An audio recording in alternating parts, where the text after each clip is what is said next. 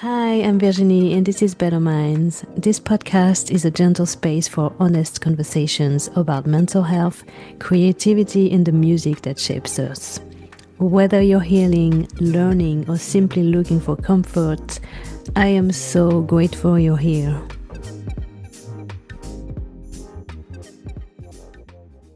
Thank you for joining me for this brand new episode. I got to talk to Jamison Fox about the unspoken rules of the music industry, finding balance, the true meaning of happiness, the lessons learned in 2025, and more.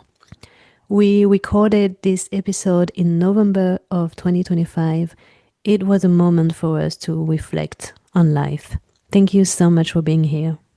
Can we start from the beginning? Yeah, please. Can you tell me a little bit about yourself and your music background? Sure. Well, obviously, I didn't get to teaching music from having no music experience. So I've loved music my whole life.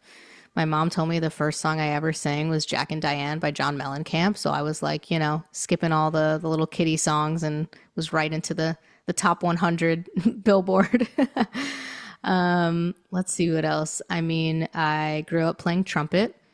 So I was a band kid, a little band geek. I did marching band from eighth grade all the way through high school. I didn't want to do it in college, but I knew in middle school. I can't tell you why. It's really interesting teaching middle school now and reflecting that I like knew what I wanted to do with my life, and not everything, but I knew that I was interested in music. I was writing songs from the age of 10 up until now.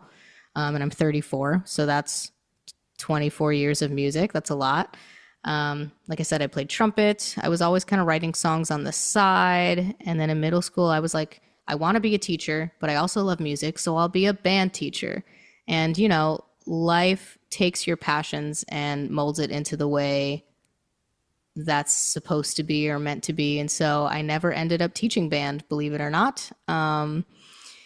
But I'm trying to think what else musically speaking. When I was around 23, I decided I wanted to be a serious songwriter. So I started, contacting the best of the best, like top people at BMI. And I think I did that pretty shy in my career without knowing what to do. But I guess their job is also to guide you. However, I think the music industry is a little bit backwards where they expect people to come already with all this knowledge and then they like push your sound and your music, and they're I don't want to say they're gatekeepers, but they're gatekeepers. How familiar are you with like Carole King or the show Nashville? I've never watched it, but I've heard of it. Okay. So it's a really good, I'm finding I've never watched it before, but I think it's maybe from 2013, maybe before. I don't remember what year it started, but it's cool living in Nashville now and watching the show. But it's a very good perspective and just overall picture of what the music industry looks like. But yeah, so I started writing songs at 23, went to BMI, met with some people, and unfortunately was discouraged from singing. And they told me that I should stick to writing songs and working in I think they said the EDM world. I don't know how I got pushed into that, to be honest.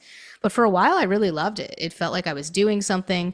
I remember the first time I had a song released on Spotify. I met one of my best friends through Sound Better. Are you familiar with what Sound Better Mm-hmm. is? Okay, cool. And so she was the vocalist on a song. So I had other people sing my songs. I would pen them. And then I would have producers make the music for it. So that was kind of like my intro into becoming like a semi professional songwriter. All the while I was like networking nonstop on Instagram. And I don't really know how I met so many of the people I did. I guess I was like constantly looking for camps or contacts. But I ended up doing quite a few things with people in the city, a few things in New Jersey because I'm from New Jersey. Mm. And yeah, I had like a band in grad school and college. I remember in college, a friend encouraged me to pick up the guitar again because as a classically trained trumpet player, I was very strict on how to do things. And so the trumpet always came first. I tried learning guitar in seventh grade and I just put it down. I couldn't manage to be good at two instruments at the same time. So yeah, that's how kind of songwriting went. So I started doing EDM.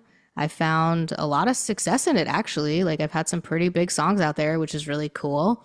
I would say that's where like the majority of my royalties come from. And it's nice to see like the fruits of my labor. And yeah, then I started an artist project because I had all these co-writing songs and they were just piling up. And I was like, well, what if I started a pop project and I used other people's voices to sing my songs, kind of like what I was doing in EDM.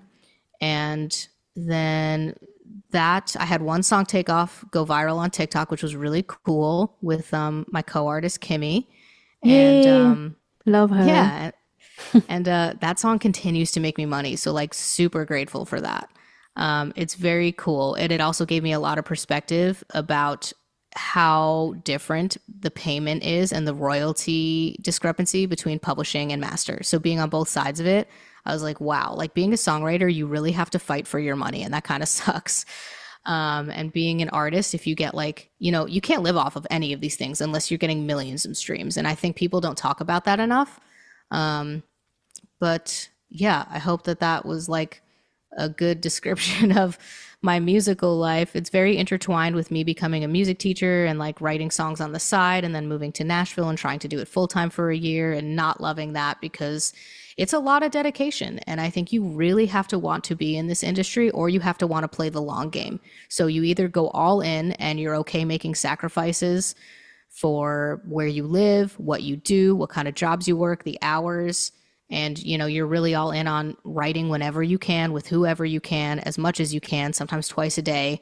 And it just wasn't it for me. I found that the love of songwriting became jaded and bitter and there was resentment, and it just kind of it made me sick in a way too. Like my mental health took a turn, and I know people talk about that and I don't think enough. So then I went back to teaching, and it's cool being in Nashville. I moved here thinking I was going to do songwriting full time. It's not how it ended up. I got guided back to the teaching profession, and it's cool because I get to use all of the knowledge and skills and tools that I learned in the music industry, and I get to bring it to my students. And I also get to engage them and share not only my own knowledge, but I get to bring people into my classroom. Or the Country Music Hall of Fame has all of these free programs for students in songwriting, and seeing people like Luke Combs and Lainey Wilson live, which is so cool because I get to be a part of that. So selfishly as a teacher, I get all these really cool opportunities in the music industry on a different side of it for free. So yeah, I guess that's not a little, but a lot about my musical journey. I would say that sums up a good majority of it. What a journey. You did a Yeah, lot. a lot of intertwining. Yep, yep. A lot of hustle, a lot of hard work, I can tell that. some mental health dips and reframing and needing to take a step back. But I'll never stop loving music. I mean, I think when I did take a step back, I realized what and how it was important to me. And yeah, I'll stop there until you ask me the next question. I'd love to hear about how you balance a full-time job with your music career when you were starting out. What were some of the biggest challenges?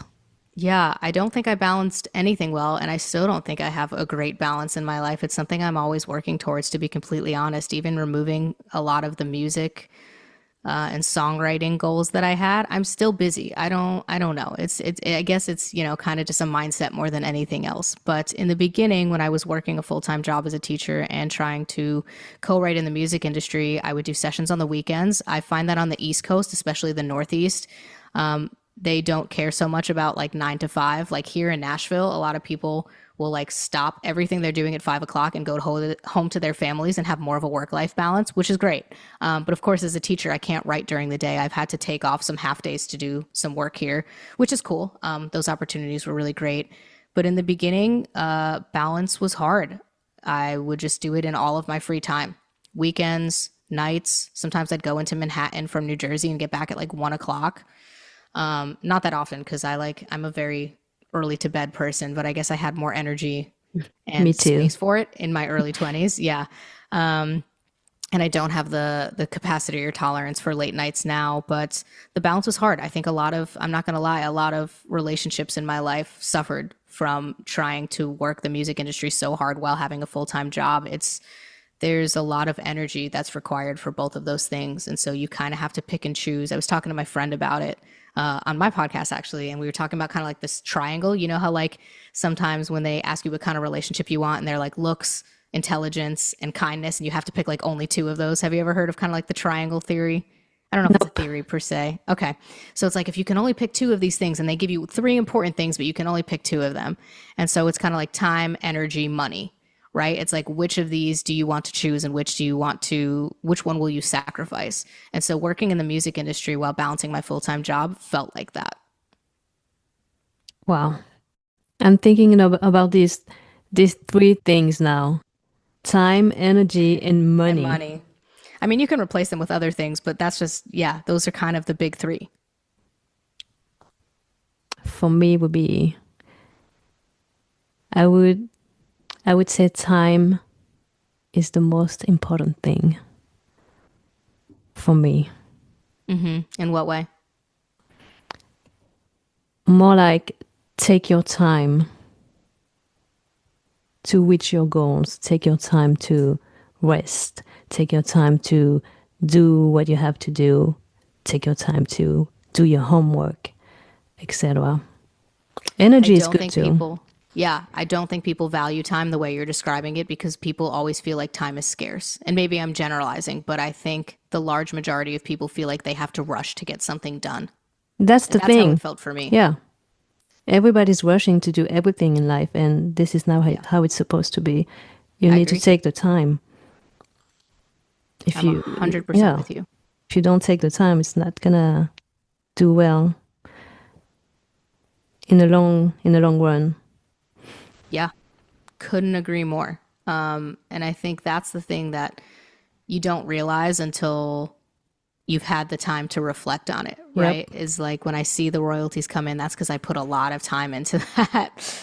And I didn't need to be so stressed and overwhelmed. I don't know. I don't know how we need to go about teaching people balance, but we need to educate people on balance. And I would love to take a seminar on balance. I think I would also benefit from that. It is very hard because Do you you have to find balance. balance? Yeah. What's your stance on balance? Are you a balanced person? I think I am, but sometimes I think I work too much on one thing, for example, like health, and then I forget about the other stuff. I think it depends on the day if I want to work more on the music blog or maybe if I want to focus on my health. And sometimes it's just more about me, my personal life, and my health. I think it's more important to have a better mind, to have a good career. So right now I'm just balancing more in that direction. Yeah, I'm totally with you. I don't think we emphasize enough how important those things are, especially in a world full of technology and hustle culture and just noise. You know, this morning I was on Instagram and I've become kind of obsessed, I think, with fitness and trying to look a certain way. And I think that that actually mirrors how I was in the music industry too. Like I can be a very intense person when I have my mind fixed on something. And all of a sudden, I was just like, what am I doing? Like, I'm taking myself so far out of my own internal compass by watching all these other people and seeing what they're doing. And maybe they'd be helpful and maybe it would work, but we don't. Yeah, I agree with you. I think mental health is super important. And the way to get it is not necessarily through other people, especially people you don't know. You Mm. know, I don't know. How do you feel about social media and Instagram and the way technology is going? I like it. Okay. I just, well, I kind of like it, but I just try to not focus too much on other people. I just focus on myself. And when I focus on other people, it's more about things that would make me happier or healthier. I just Mm. find the right post and the right people. I just avoid all the noise and all that. That's why I like it. If I choose to use it like that. Right. I mean, the word that's coming through for me is authenticity. It sounds like you're really locked into your authenticity. And I think that's awesome. That's true. What do you How think of did you social get there? media? Oh, yeah. Yeah, I know, right? No, no, you answer first, and then yeah, how did you Well, get there? I don't know. I just get, I just think that when you get older, I'm How old are 38 you? now, 38, 38. Okay, yeah. you just don't give a shit about, everything else and all the noise. You just focus on yourself and your mental health. Yeah, I have noticed that when I notice that the noise is getting loud, I'm able to cut it off, and I don't think I probably was able to do that in my younger years. I so badly wanted to be a part of the noise that I would just keep being in the noise.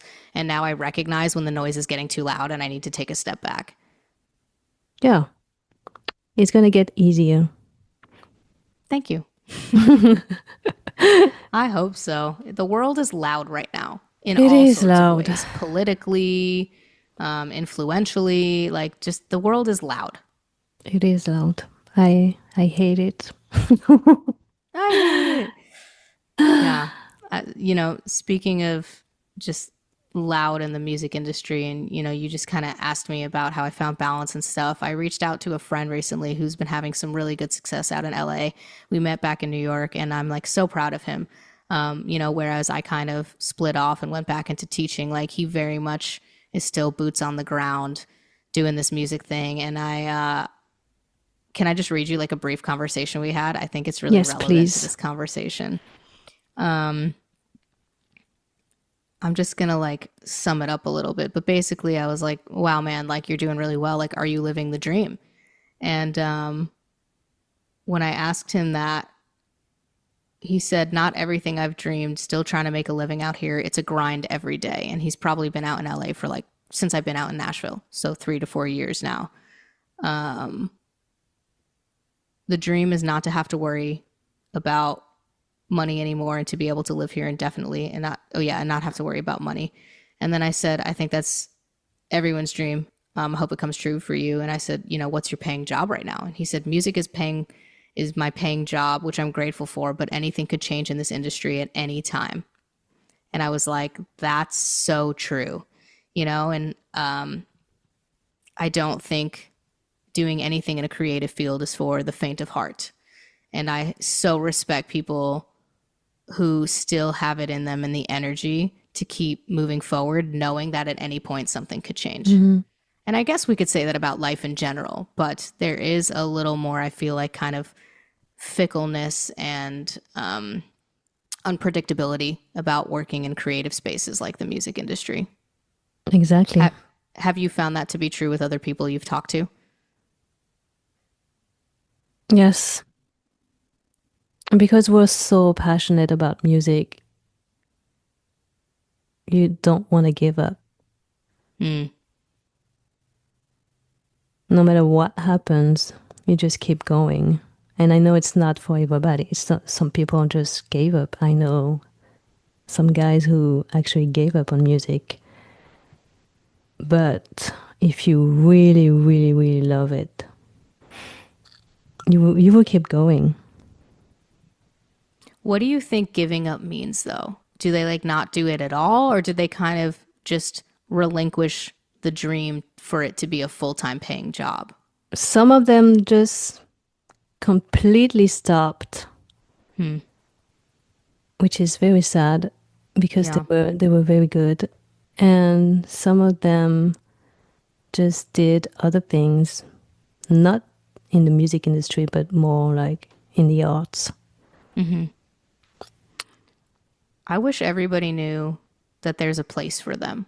I think people sometimes are fighting for the same space when there's really a space for everybody. Yep, exactly. I do think social media makes that difficult, though. It creates this competitive nature. Or maybe that's just my personal perspective on it, but I don't think it's very open. Yeah, it just feels like people are pretty cutthroat trying to find like pull people in.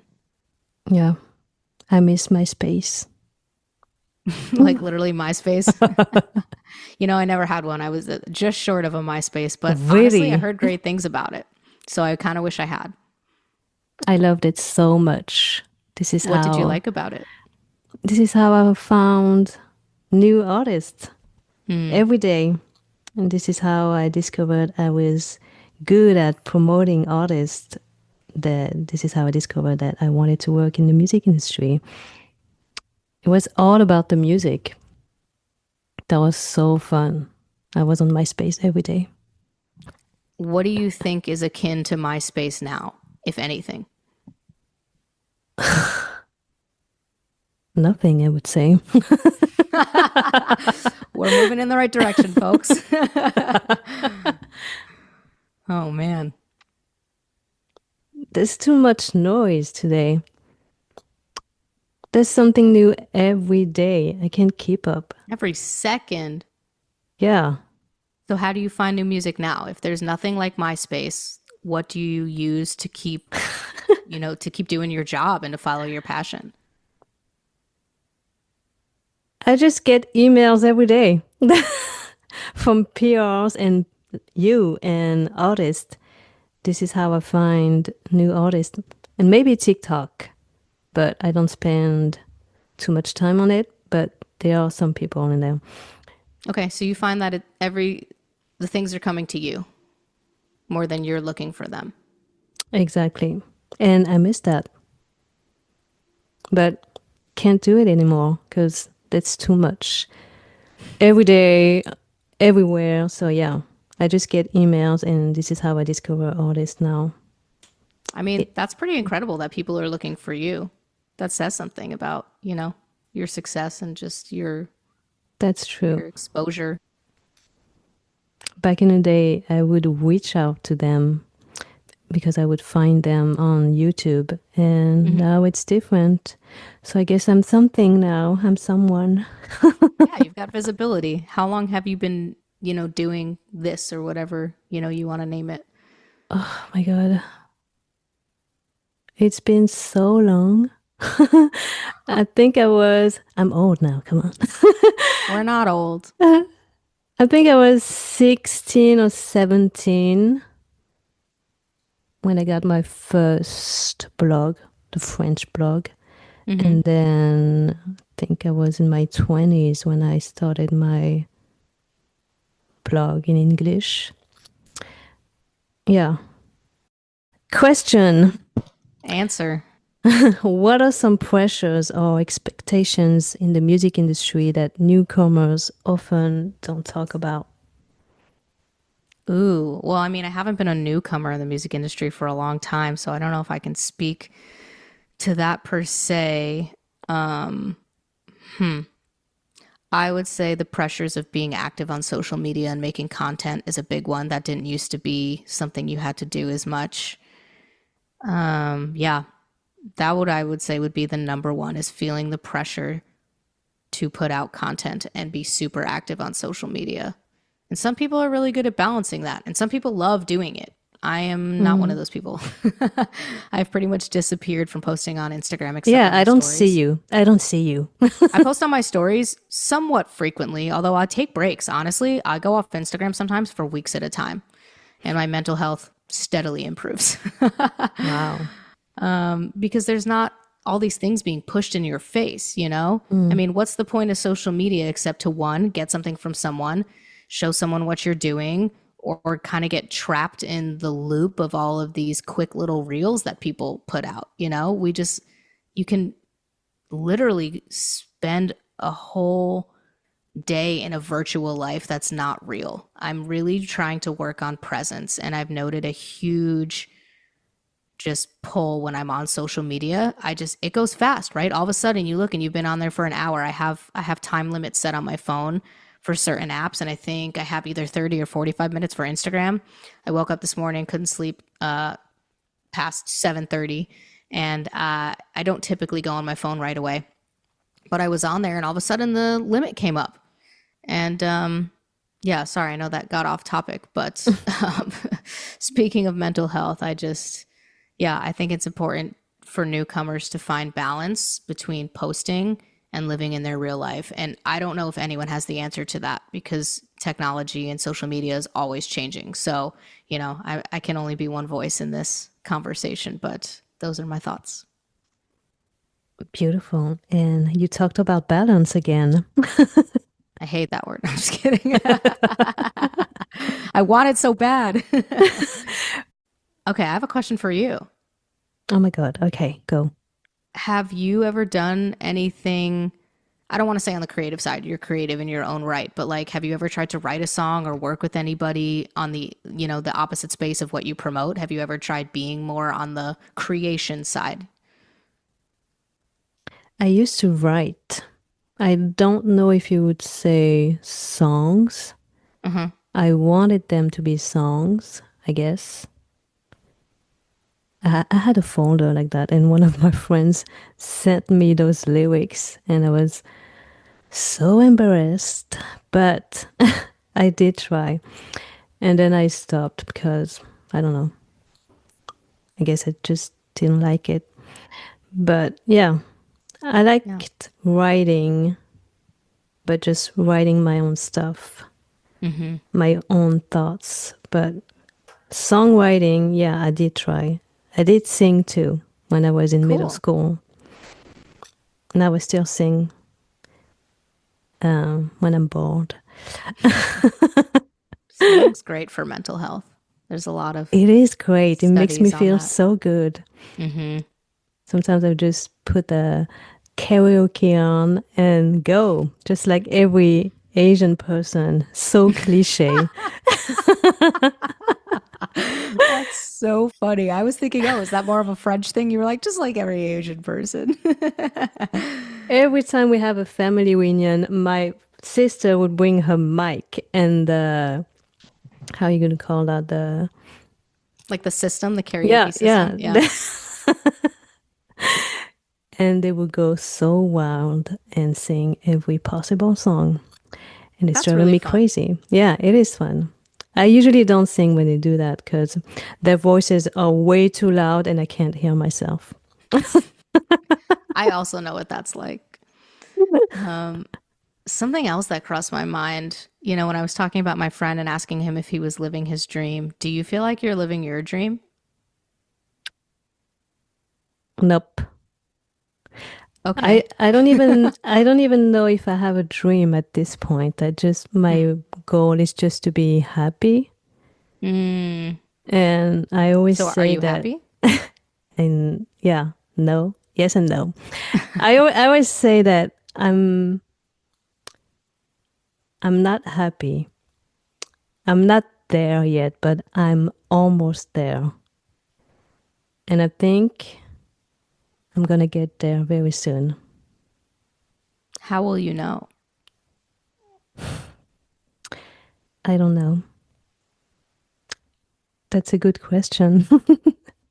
Yeah, because it's like, how will you know when you're happy? I've been having a lot of conversations this week actually, and one good thing about social media is when I'm on the right algorithm, it is uplifting, and a lot of what I've been talking about with friends, roommates, and seeing on Instagram recently is that happiness is a choice. So like, if you're always searching for the destination, you're never gonna find what happy is because I think we all have this very grandiose idea of what that looks like, and you have to kind of choose it in the moment. And that's hard, It you know, is hard. that's tough. I've been listening to Mel Robbins' podcast. It's really good. Me too. Whatever. Do you? Okay. So the episode I was listening to, it's not her podcast actually. She was on somebody else's podcast. And I feel like she talked about everything from like business to spirituality to lifestyle to mental health to relationships and marriage. Is that she really encompassed everything. I'm not even done with it. Where the heck was I going with this thought? I am ADHD.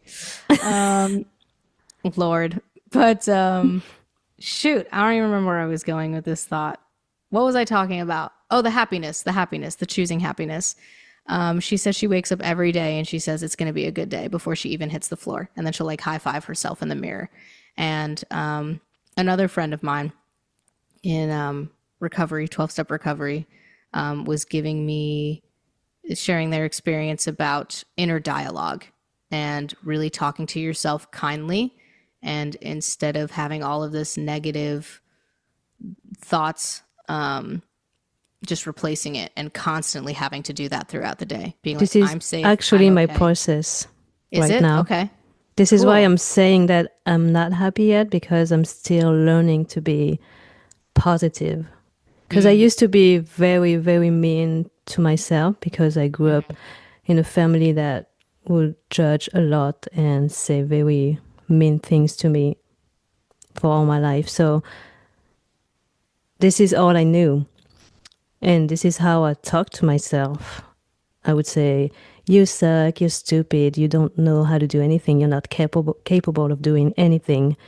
And 2 months ago, I learned that I had to be kind to myself and learn how to think. And now it's getting better. I think it's getting better. I just noticed that I don't say bad things about myself now because I write every day all the things I do, all the positive things I do every day, and that helps a lot.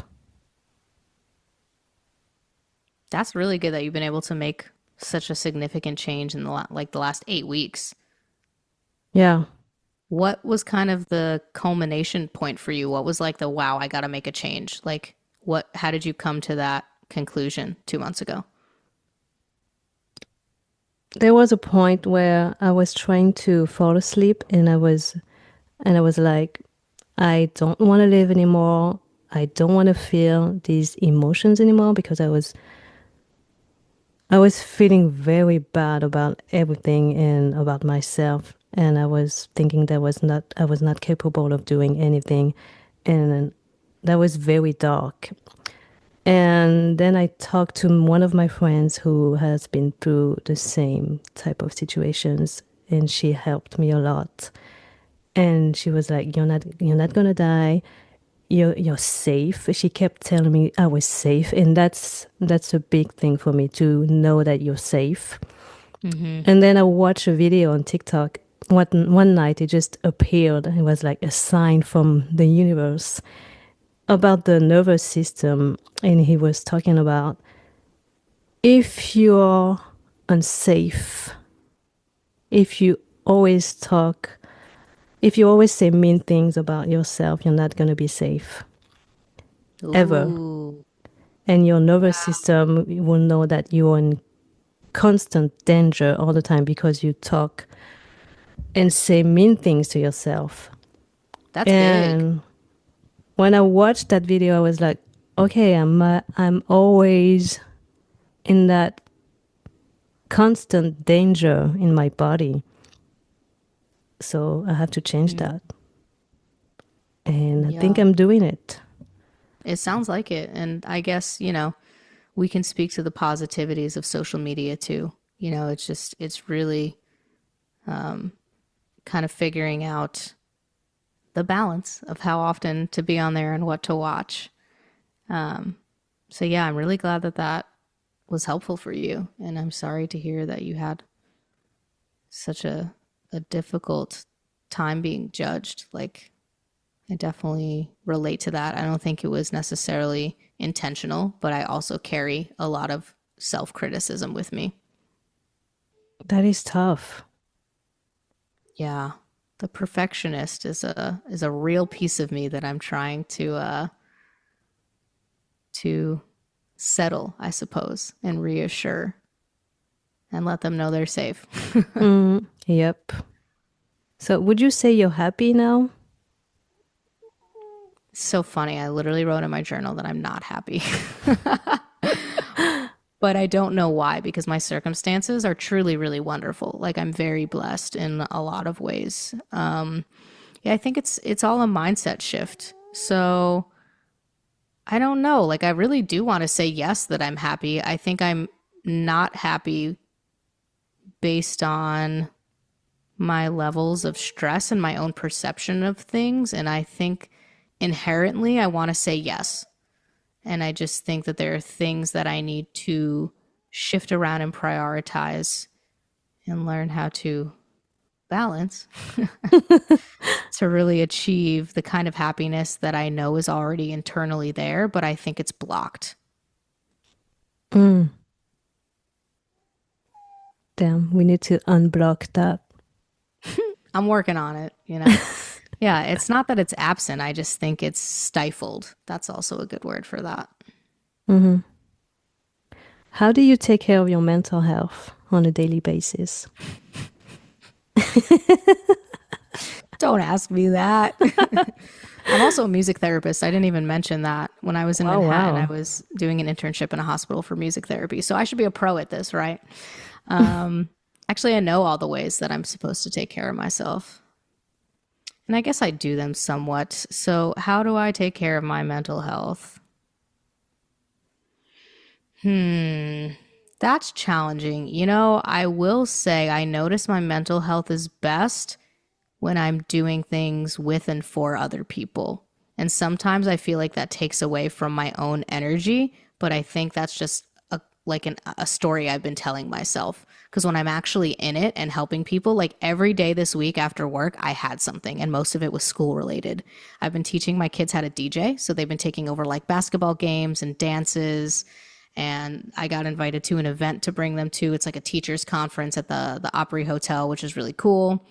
And so I put a lot of stress on myself for them to like, I have to teach them and, teach them how to do all this stuff. But when I actually got to be a part of it this week and just trust that whatever was going to happen and just show up for them and be in the moment, I actually felt really good. Like I didn't feel depleted. I felt proud, and accomplished and present. So I think taking care of my mental health means getting out of myself and being with other people, but also knowing when I need to be with myself. Like that's not to just endlessly give, give, give, give. There definitely are moments when I am run down and a little bit burnt out and I need to come back to myself. And I think I read something this morning that was like happiness doesn't come second, it comes first. It's not after I come home from work, I do this, or after I do that, I do that. It's like you have to pick moments of joy first. So sometimes it might be eating something I really love. I also love spending time with myself and doing new things like going to a restaurant, going to a movie. I love being around my friends.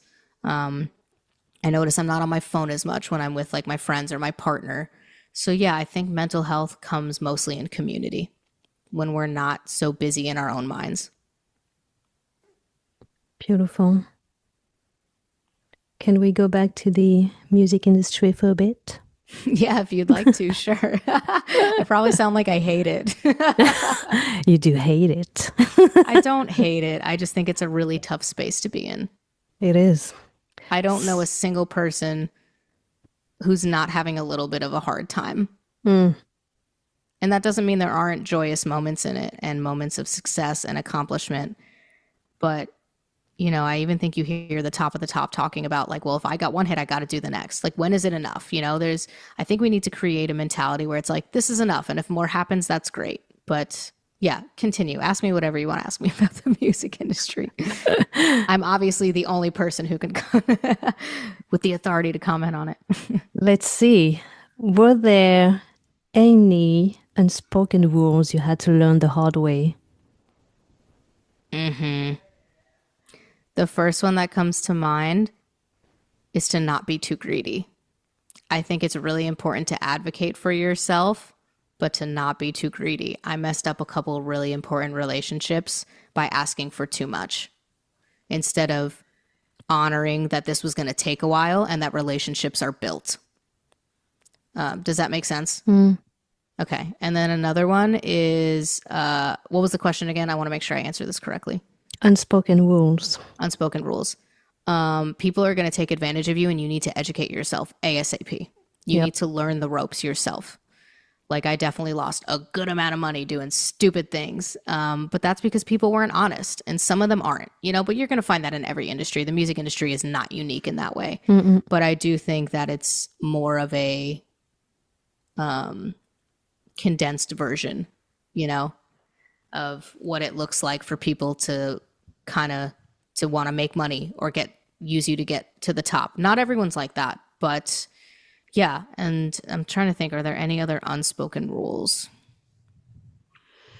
This is more of a piece of advice, I think. It's not Mm-hmm. really a rule, but you want to. I've heard this a lot, and it's very true. You can be the most talented person in the room, but if you're also the most pompous, no one's going to have a good time.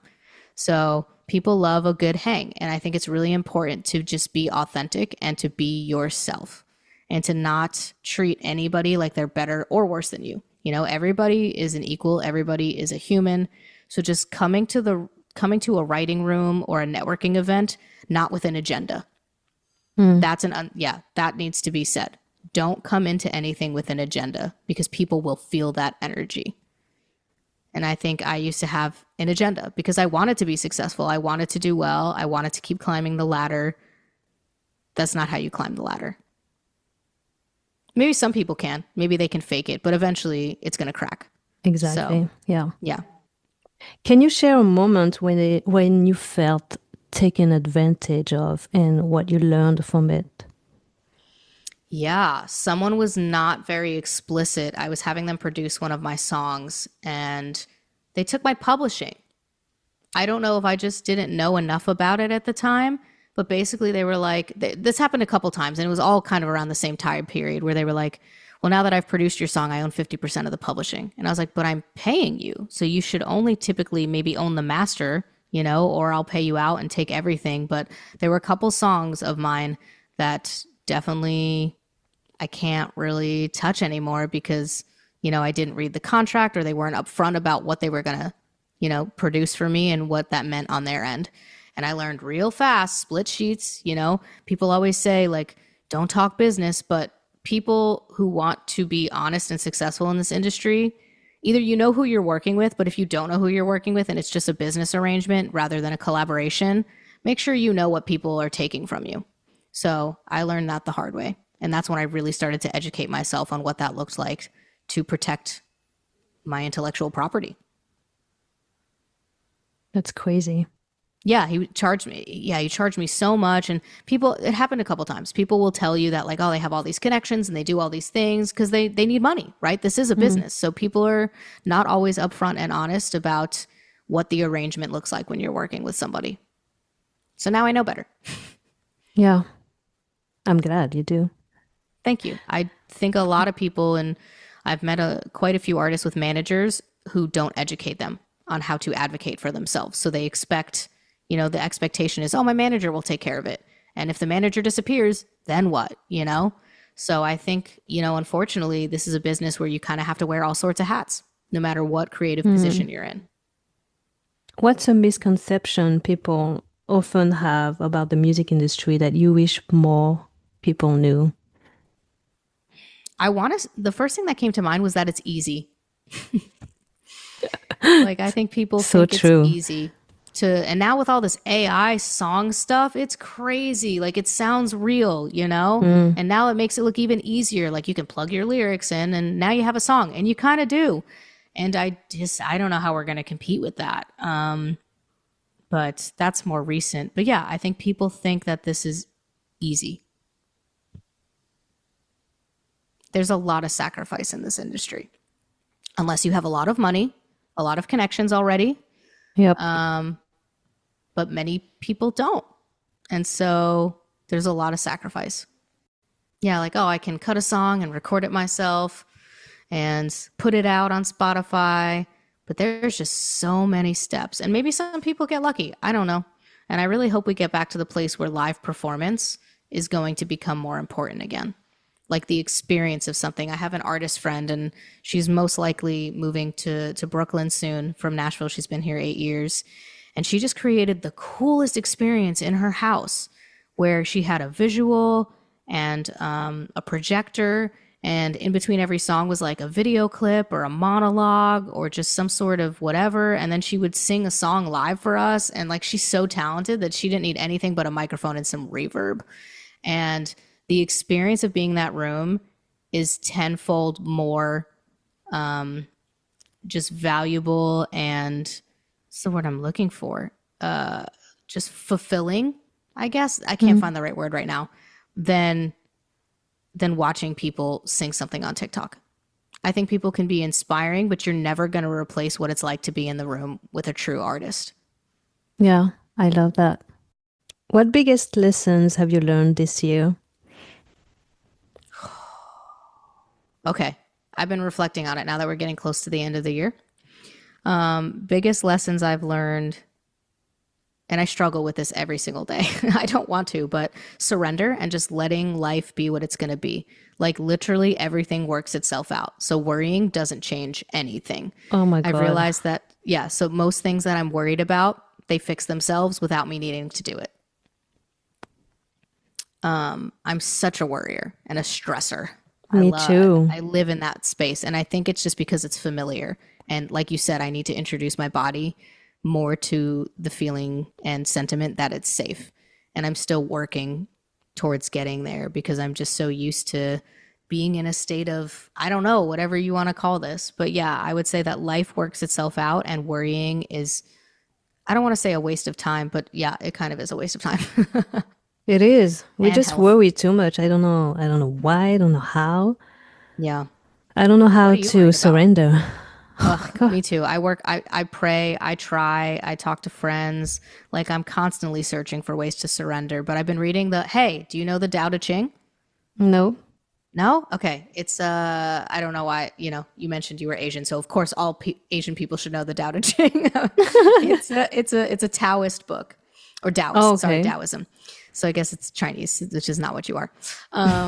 But basically it says the more you try and force things and create effort, like inaction is actually what creates surrender. So stopping to force things. And I've read different spiritual texts that all say the same thing. And one day it's going to get into my thick, stubborn brain that is the way to surrender and to peace. And I've experienced moments of it, so I know it's there. Yeah. Yeah, that's the last thing I need now to surrender. It's a tough one. I think that means that we've made it to the place, like in our growth, where if that's the last thing we need, we've done a lot of good work already, you know? Yeah. What else did you learn this year?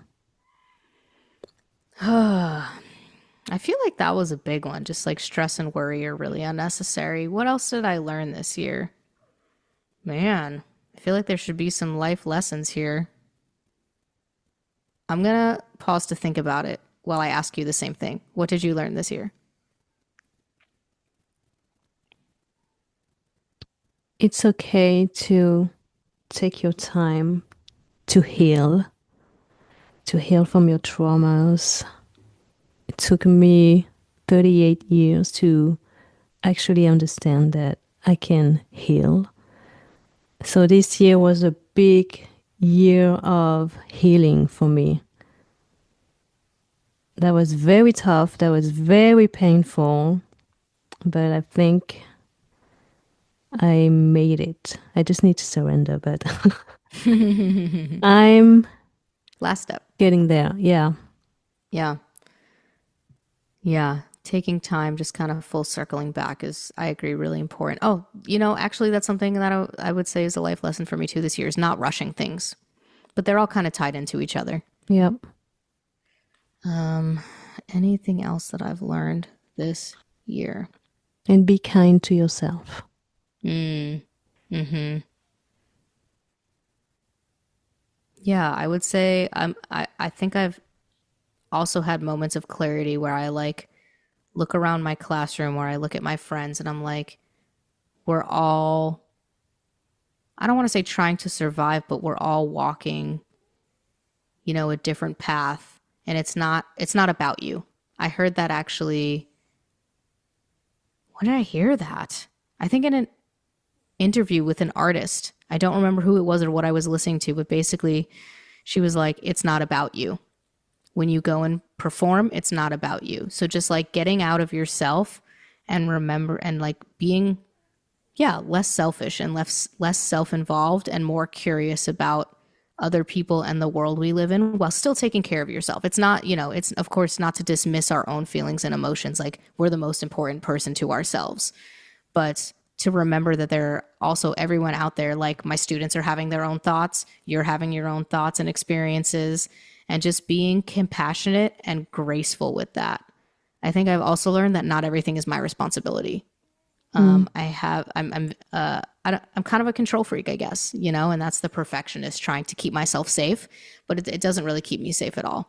And I know that, so we're working through it. But yeah, I would say not taking responsibility for things that aren't mine and just letting things be is a life lesson that I would like to embody next year better than I did this year. So I learned it this year and then I will act it out or in action, just experience it next year. Next year, well, 2026 is going to be better. Mentally, I think. I think so too. I'm hopeful for that.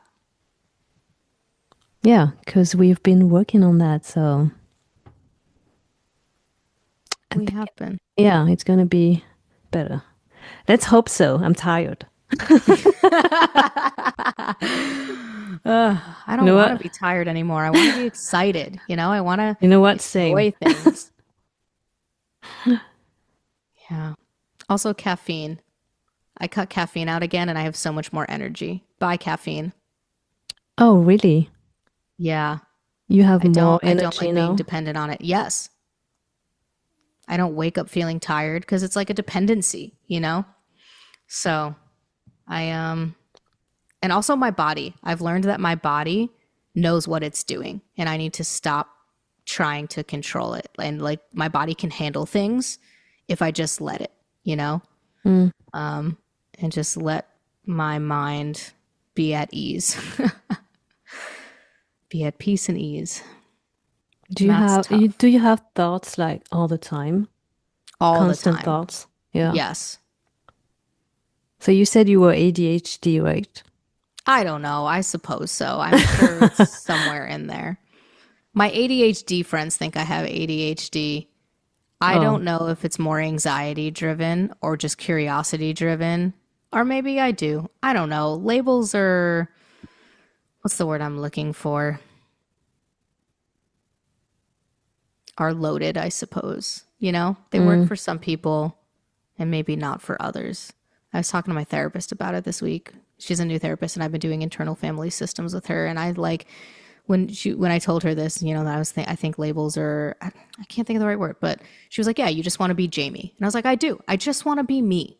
So whatever is going on in me, I just want to learn how to support myself so that I can be a happy, joyous, and free person in this world. It doesn't matter what the cause is. yeah.